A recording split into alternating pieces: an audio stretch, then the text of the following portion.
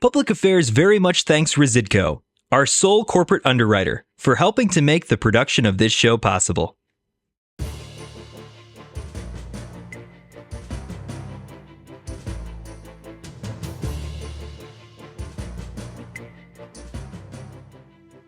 You're watching Public Affairs. Berkowitz is my name, and politics is our game. But again, we will do a lot more public policy than politics because, you know, some people say, you might say, every student must have access to high quality education. And when I said you, I'm talking about my guest, okay? And my guest is Miquel Lewis. Did I pronounce that right? You got it. You got it very, very close. Yeah, thank you, Jeff. But I'll tell the viewers how I pronounce it and why you're also correct. We'll come back to that, but I want to hear the answer to that question. Every student must have access to high quality education. You ever hear that statement? That's a statement that I know very well. That's a statement that I say every day. That's your priority. That is my priority. But the trick is, how far are we from every student at CPS having a high quality education?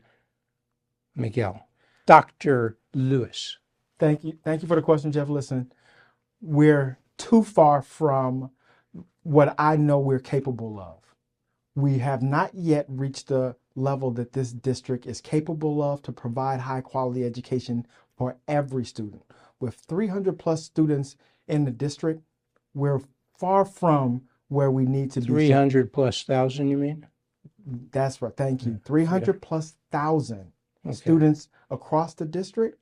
We're far from being where we should be. If we are spending $30,000 per student per year, one might think that by spending $30,000 per student per year, we'd see student reading and math at record levels.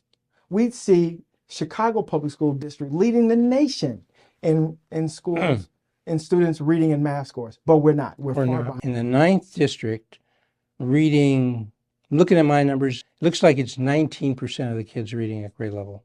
Because this is a WirePoint slide. This comes from Kids Can't Read, but basically this is either Illinois data or Chicago data. If it's Chicago, it's CPS data. Sure. CPS report card data. So nobody's playing with these numbers. So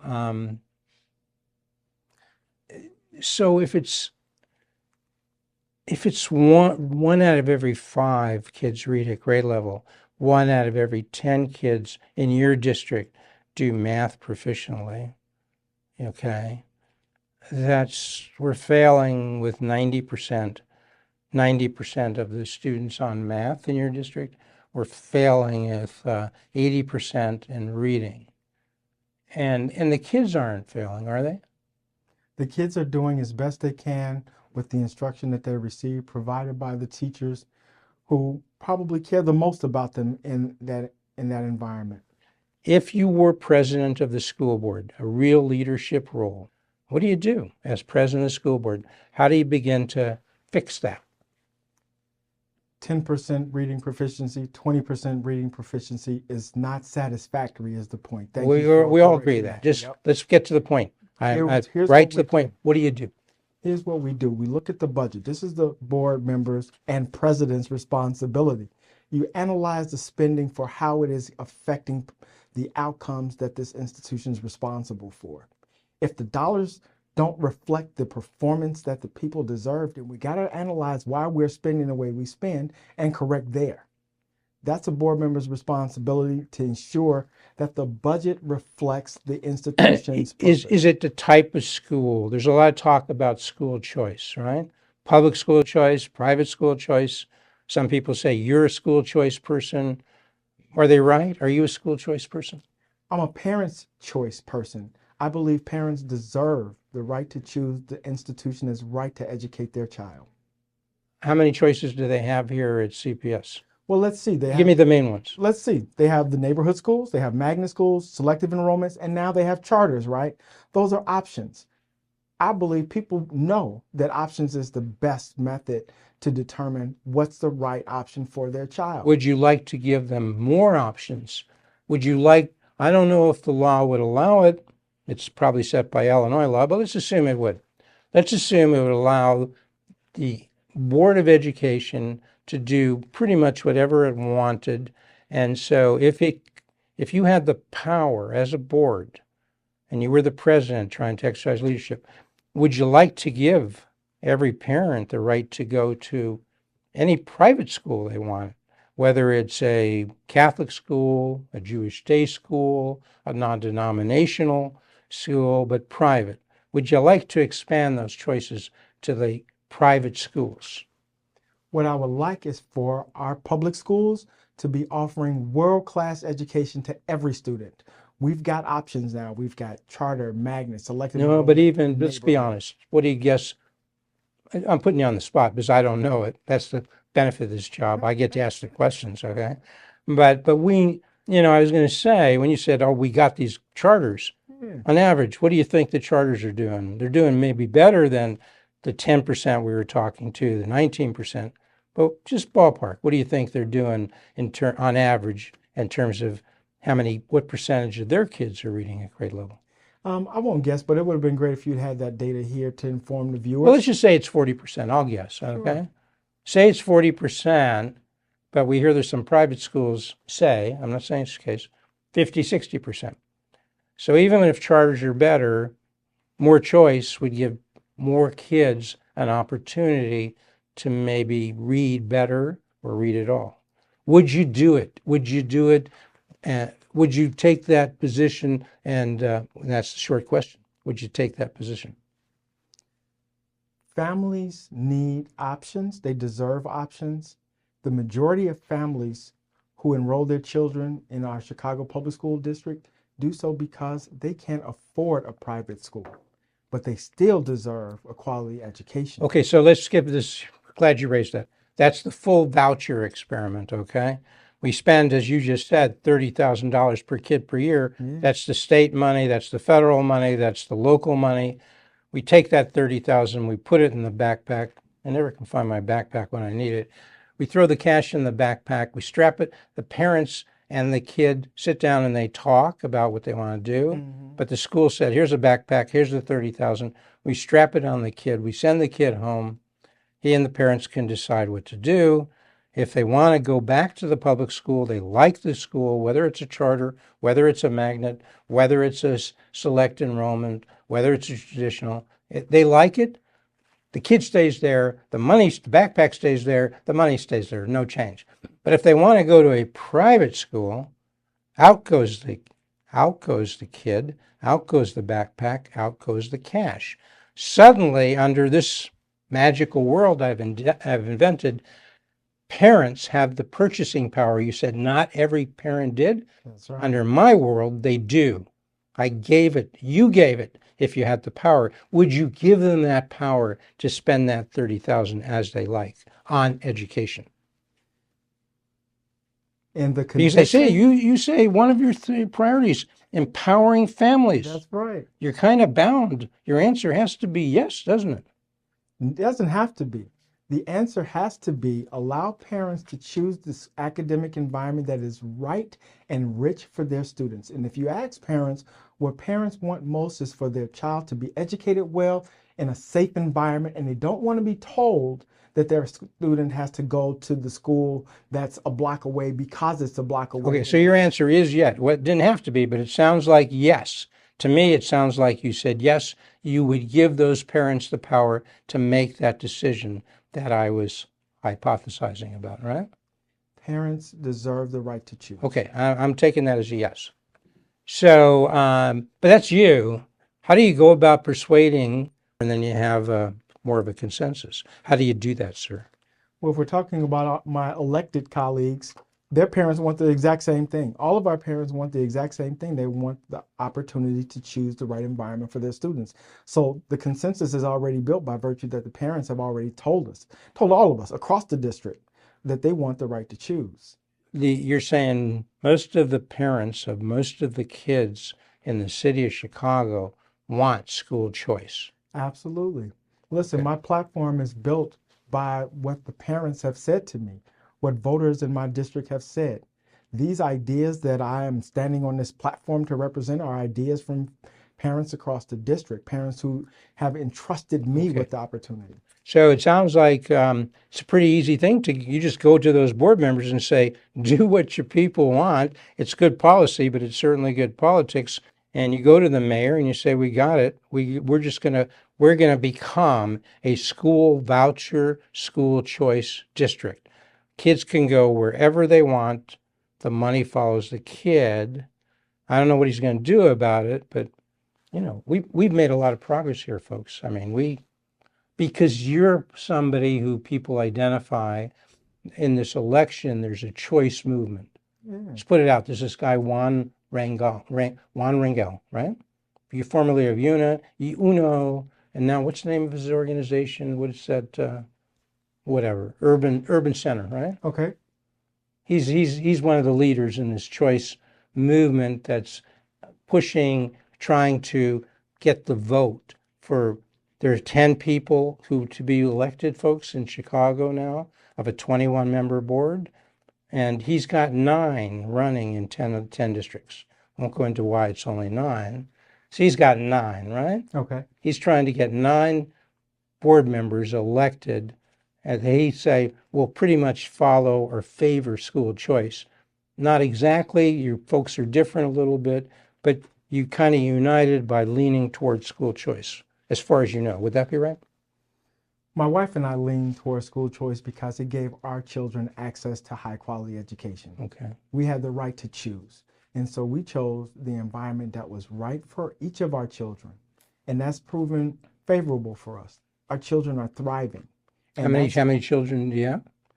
We have 2 daughters who went to Chicago public schools and an older daughter who was educated in the suburbs. And you don't have to go through it, but there was a diversity of choices even then, and you exercised that choice. You didn't have as much choice as I've suggested hypothetically, but you had some choice and you liked it, you and your spouse. Is that right? Within the realm of options that we had available to us, we made the right decision for our children.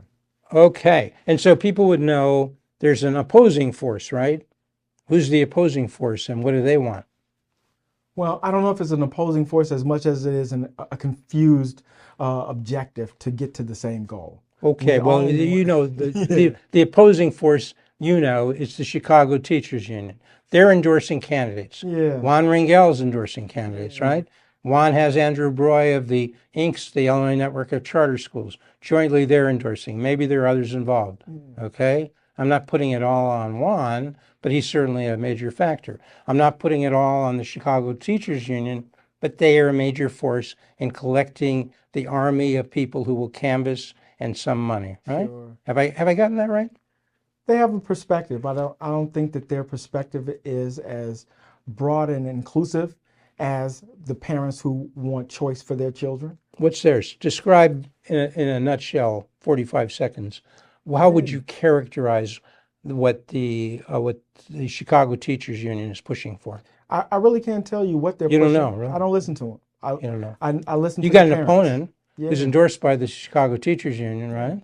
You got another one who's one of the opposing forces, but still a union member. In your view, those two are pretty much the same. They're going to be down the line CTU, you think?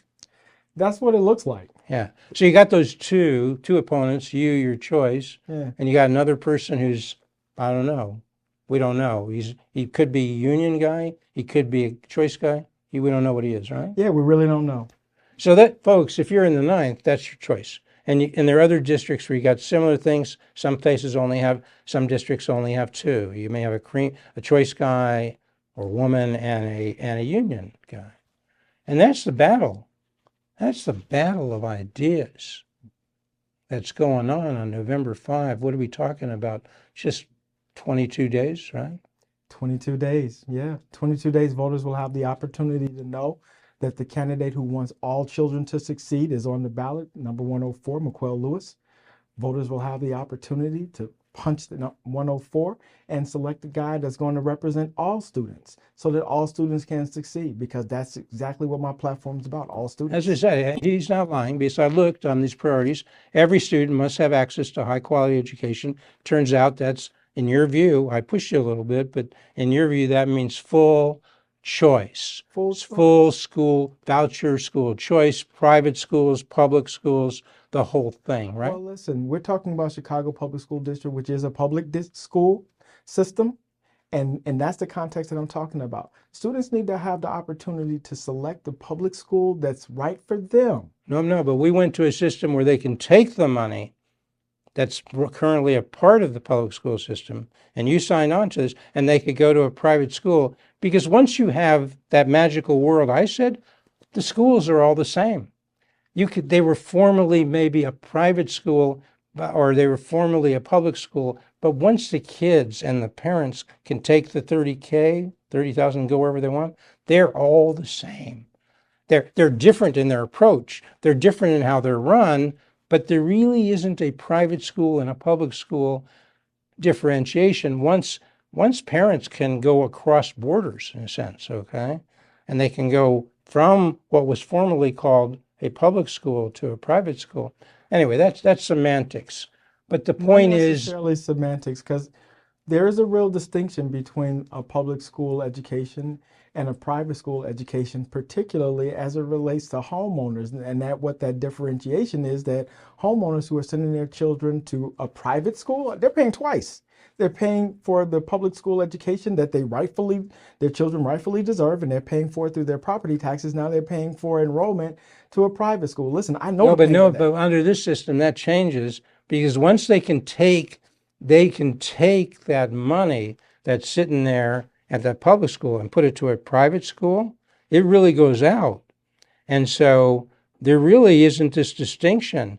They're not going to have to pay double, because before, if they want to go to a private school, they still pay property taxes or a tax. So those people now, they go to the private school and they, in a sense, get the public school to pay for some of that. And I'm not saying it's right or wrong, it just is.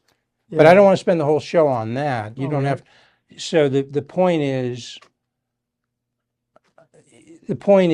you're going down a road in this election in which you can have a number of people who favor school choice, maybe 9, if these are all 9 that if Juan and others and Roy, etc., vetted right, okay?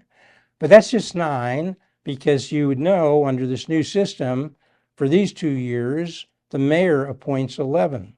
He appoints the board president, and he appoints 10 others, so he's got the majority right there, unless he vetted wrong. So, and if majority prevails, the most your team could do would be to come close. But in 2 more years, then all 21 are elected. And then if your team gets the majority, you could really do things, right? I think we're going to have the opportunity to do some real things to impact the condition of our district from day one across the board, because we're going to work to collaborate with everybody who has children first as their priority. Okay, so I mean, we're making a lot of progress here, because notice what we're talking about. We're not talking about resignations. We're not talking about payday loans. We're not talking about this Brandon get his way. We're talking about kids, aren't we? That's right. What are you talking about? What are we talking about? You say it. No, you're absolutely right. We are talking about our children's futures and how education is going to impact their futures. And I know that I'm the right candidate to support the students and the families in District 9, because my wife and I, we put children through Chicago Public School. We're alumni ourselves. We know what the value of a high quality education can do for a life. Yeah, a mind is a terrible thing to waste. A life is a terrible thing to waste. If a kid drops out in 4th grade and he didn't learn how to read, and a gang looks pretty attractive because there aren't a lot of things you can do and make a good buck without being able to read, and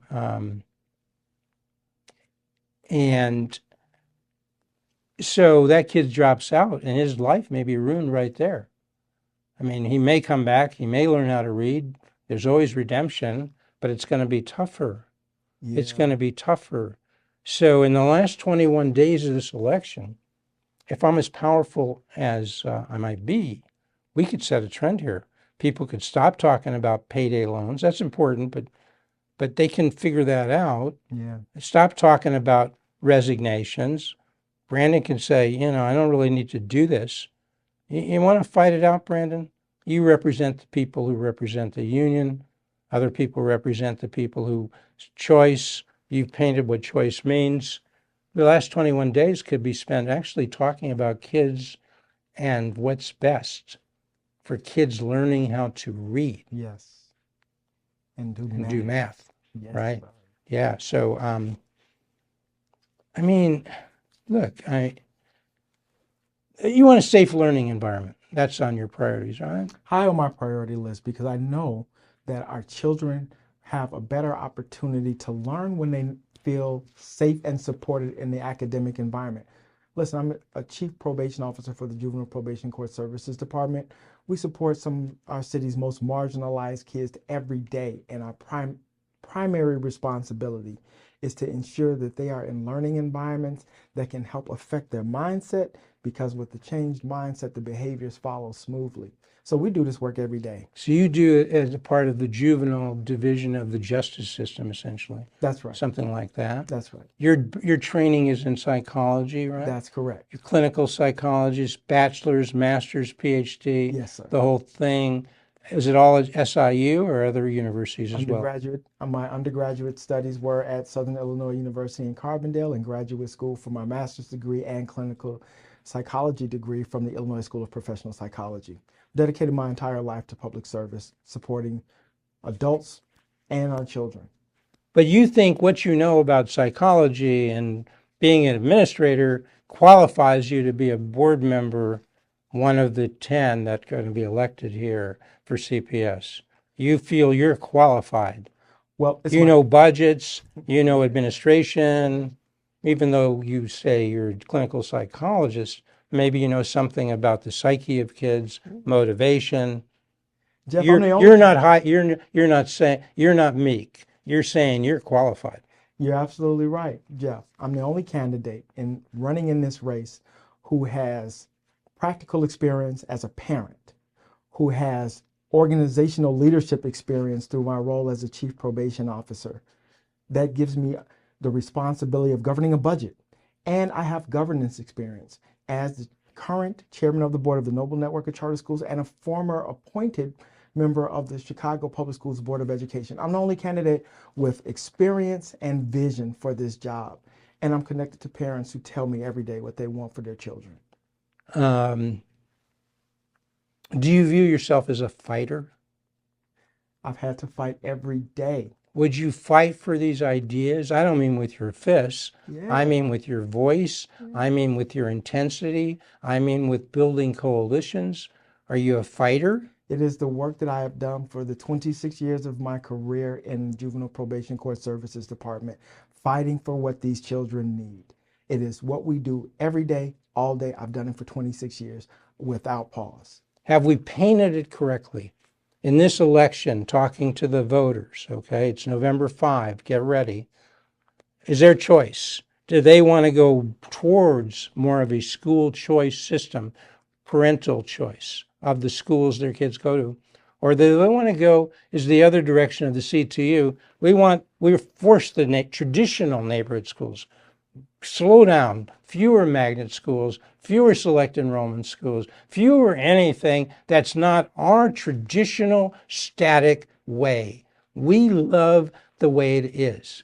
Stacey Davis Gates loves the way it is. She said she hated private schools. She said they're racist. And then the president of the union said, but my kid, because I get $350,000 and you don't, I can just send them where they want. Or maybe they give it to me for free. I don't know. I mean, so that's really your choice. I don't mean to paint it too starkly. Stacey Davis Gates can come here and tell me, and I'd love to have her on. Tell me I'm wrong. Did I get it wrong, Stacey? But did I get it wrong? Is that kind of the choice between school choice people and between status maintenance, keep it the same, the good old CTU? My platform is about parents' right to choose. What I'm hearing from the other camp is go where we tell you to go. I think parents want the right to choose. I don't think parents want to be dictated to. Yeah, and you've talked to them. I talk to them every day. They tell me this every day. Anything we've left out that you want to say to your potential voters? What I need voters to know is that I am the candidate that's going to ensure that the budget reflects the priorities, which is our student success. I'm going to promote safe and supportive environments because it's what I know how to do. We're going to scale it up so that every student across this district is in a safe and supportive environment. Every student's got to be safe. Every student. So if there's violence in the school, get the hell out of there. Do whatever's necessary to get the violence. If there's violence in the neighborhood around that, block or two away, clean it up. If there's anti-Semitism, so a Jewish kid who comes there and he's going to have the so-called Palestinian, the Gaza movement, look, kid, either you agree with us that Israel is a totalitarian state or we kick your butt. Would you tolerate that? Every student deserves to be safe. No one deserves to be threatened or bullied in the school environment. And I know how to convene community organizers, community-based organizations to support our students in that environment. Every student deserves to be safe. Okay. Well, Dr. Miquel Lewis, Yes, sir. Tell me, how have I mispronounced your name? So here's a quick story. My mother named me Miguel Antonio Lewis, Miguel. My mother was also my very first phonics teacher. She taught me things like when the Q and the U go together, they make the qu sound. And I liked that. Okay. And so one day I said to my mom, Mom, call me Miquel. And she did. And she went further. And this is why I'm the right candidate, because my mom taught me to be autonomous and independent. She empowered me, changed my name. It's legally changed. My birth certificate says Miquel because I asked her to. Spell that one more time. Miquel. That's right. I had trouble figuring out what's the right email, so I put them both, MIG, MIQ. I played it safe. It got to you, thank God, yes. Right? Yes, it did. Because you're seeing him. There are a lot of people who could have been sitting here. A lot of people turn me down. When did I get? I get to your associate. We're taping this on Monday afternoon. To your associate, I think Sunday night around 8:30. This guy wanted to do the show. Yes. He was not. There's another person, she said she'd do it. She talked to me for 2 hours. The next morning, apparently she talked to her consultant. He said no, so she's not here. I mean, look, Stacy, anybody, I don't care, CTU, not CTU, school choice. This is public affairs TV. So you come back, if you can, before November 5 or after, win or lose. Dr. Miquel Lewis, getting closer, right? You nailed it. And you come back next week and every week to Public Affairs.